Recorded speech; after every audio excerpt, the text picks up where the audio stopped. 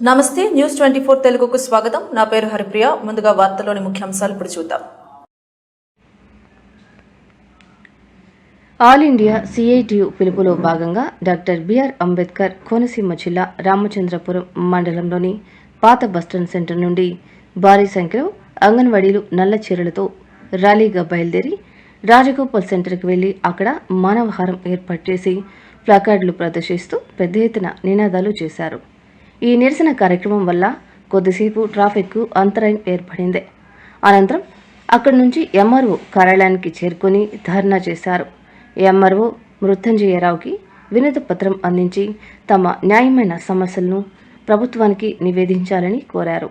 ఈ కార్యక్రమంలో సిఐటియు నాయకులు నూకల బలరాం, సతీబాబు, అంగన్వాడీ కార్యకర్తలు విజయలక్ష్మి, కె జహరా, దుర్గా, సూర్య, కుమారి, చంద్రకళ, లక్ష్మి, రత్న, పద్మ, అంగన్వాడీ వర్కర్స్ మరియు హెల్పర్స్ పాల్గొన్నారు.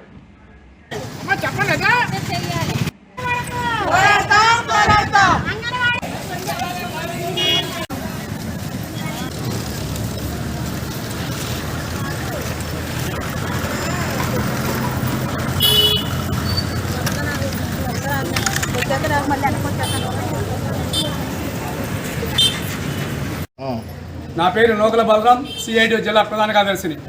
డాక్టర్ బిఆర్ అంబేద్కర్ కోనసీమ జిల్లాలో ఈరోజు రామచంద్రపురం మండలంలో దేశవ్యాప్తంగా పిలుపులో భాగంగా అంగన్వాడీలకి భారంగా ఉన్న యాప్లను వెంటనే రద్దు చేయాలని, అన్ని యాప్లను కలిపి ఒకే యాప్గా చేయాలని చెప్పి డిమాండ్ చేస్తున్నాం. అదేవిధంగా ఏదైతే హెల్పర్లు ఉన్నారో వాళ్ళందరికీ కూడా వర్కర్లుగా ప్రమోట్ చేయాలని, అదేవిధంగా 42 రోజులు సమ్మెన కాలంలో ఇచ్చిన మినిట్స్ ప్రకారం అంగన్వాడీలందరికీ కూడా జీతాలు పెంచాలని తక్షణమే మేము డిమాండ్ చేస్తున్నాం. అదేవిధంగా ఏదైతే ఈ రోజున సెల్ ఫోన్లు ఇచ్చారు వాటిని తిరిగి ఇవ్వడం కూడా జరిగింది. ఏ ఫోన్ కూడా సరిగ్గా పనిచేయట్లేదు. ఆ ఫోన్ భాగంలో కొత్త ఫోన్లు పనిచేసే ఫోన్లు ఇవ్వాలి. అదేవిధంగా నెట్ 5G నెట్ ఉండే విధంగా ఇస్తేనే ఆ యాప్లు పనిచేస్తున్నాయని చెప్పి వేసుకుంటా కుదురుతుందని చెప్పి మేము తెలియజేస్తున్నాం. అదేవిధంగా ఏదైతే కనీస వేతనాలు అందరికీ అమలు చేయాలని చెప్పని అంగన్వాడీకి పని భారం పెంచేశారు. బాగా జీతాలు తక్కువ, పని ఎక్కువలాగా ఉంది ఈ రోజున. కాబట్టి ప్రభుత్వం వెంటనే ఆలోచించి పని భారాన్ని తగ్గించే విధంగా కృషి చేయాలని చెప్పి మేము డిమాండ్ చేస్తున్నాం.